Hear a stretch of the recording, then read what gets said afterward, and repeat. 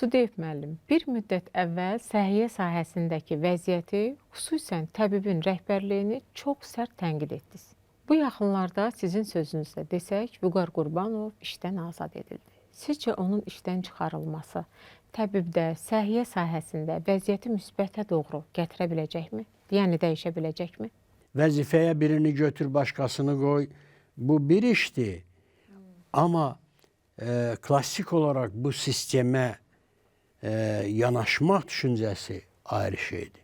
Səhiyyə sisteminin bir rəhbəri olmalıdır. Bir nöqtədən o tənzim olmalıdır. Bilirsiniz, o ağır xəstə ilə onun yanında onun ağrılarını duyaraq yaşayan həkim o xəstənin bəlalarını başa düşmədən gedib hansı yollasa gəlib rəhbər olub o həkimliyin və xəstənin münasibətini necə bu prosesin düzgün qurulmasını necə başa düşə bilər, əgər o bu yolu keçməyibsə. Bu təbibin bir mötəbər işçisi, vəzifəçisi gəlib bizlərlə bir fikir mübadiləsi aparsın, bir məsləhətləşsin, nəyi daha yaxşı eləmək olar, nəyi daha necə deyərlər, irəli aparmaq olur. Heç vaxt. Oradan göstəriş verirlər belə.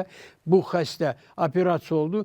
3 gündən sonra gərək sığorta artıq onu əhatə eləmir. Sonra bir də görsən göstəriş verilir ki, professorlar geçsinlər, sertifikat alsınlar, neynəsinlər. Sertifikatı kimlər yazıb? Professorların tələbələri. Nə qədər səhvlərə yol verir. Prokuraturada nə qədər işlər gedib çıxır. Elmi Tədqiqat İnstitutları Səhiyyə Nazirliyinə tabedir.